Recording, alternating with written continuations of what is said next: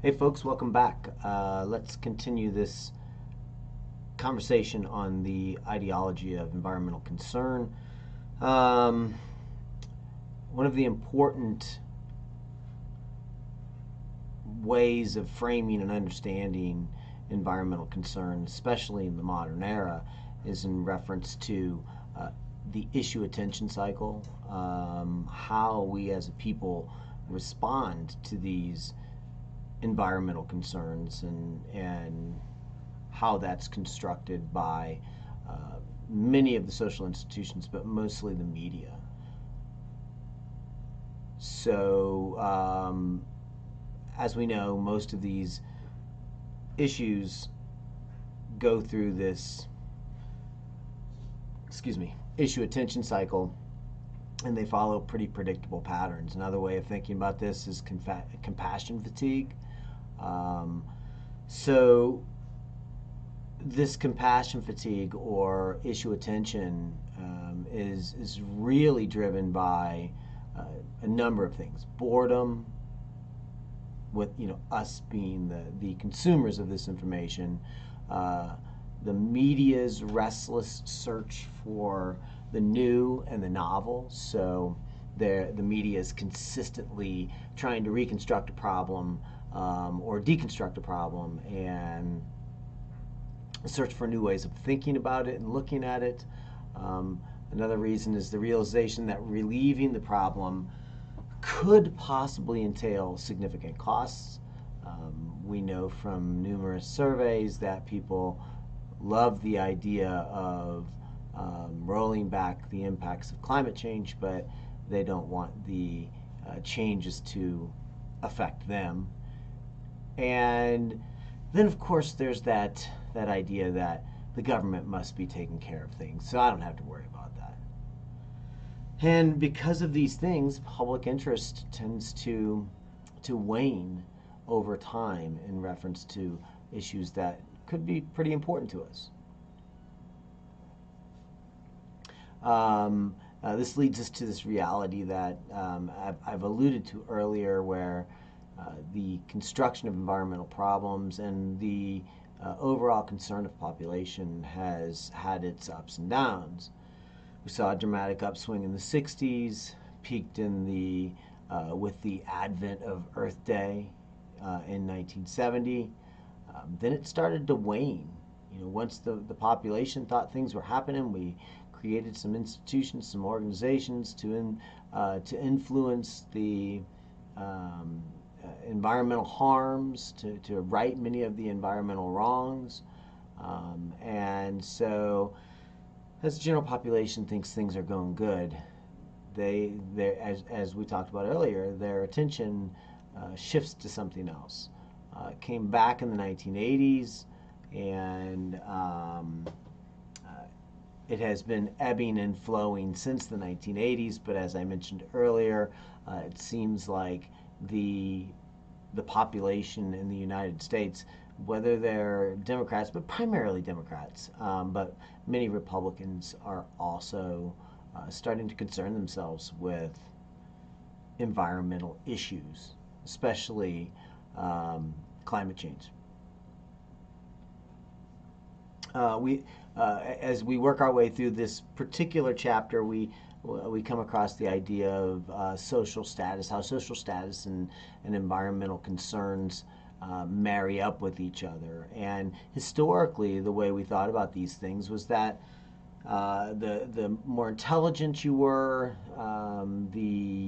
which generally meant that you came from the elite, you were more likely to be concerned with the environment and environmental degradation, as long as it didn't impact you.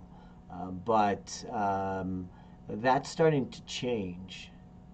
And environmentalism is no longer an elite movement of liberal, white, and comfortably well off.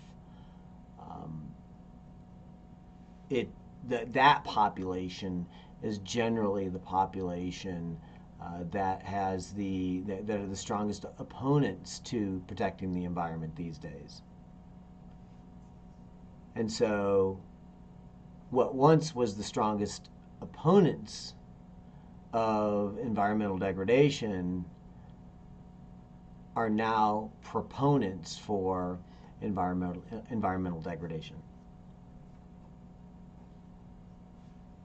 How's that break up in reference to Democrats and Republicans? As I said earlier, Republicans, both parties, people from both parties, historically have had a concern for the environment, but over the years, Democrats have begun to really claim this issue, and as they do, Republicans retreat from it.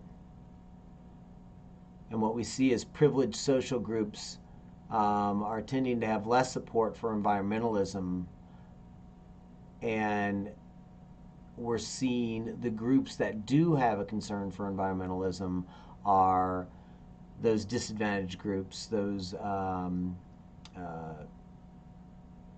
minority groups, whether they're women, people of color, people with low incomes are concerning themselves more with climate change than people that have wealth.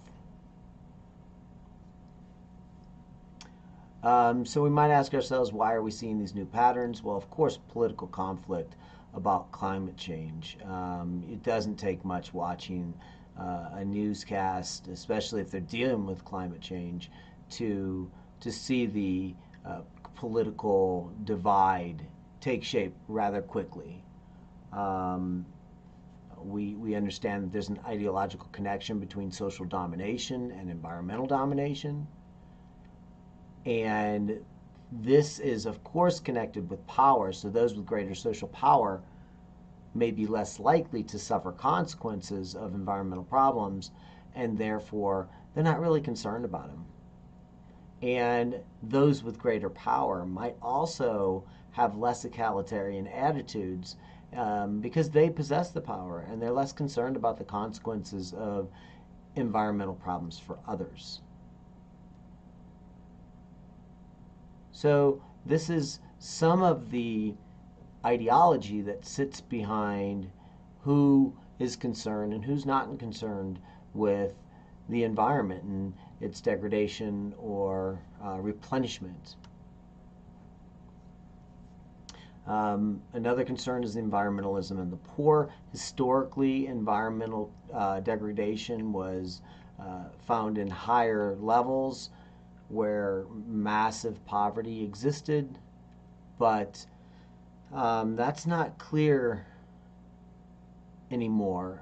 We can't find, we're now starting to see the poor conserve and sustain the environment.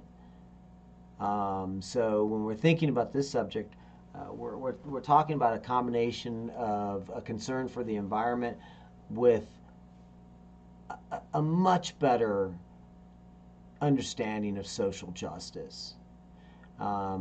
We need to think about who's getting the environmental goods, who's getting the environmental bads, and we need to distribute those environmental bads a lot more evenly.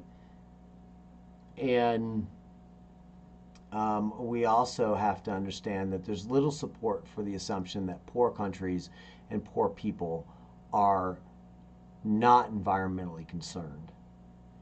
Even if they're degrading the environment, that doesn't mean they're not aware of the consequences of those actions. They might just not have any other choice.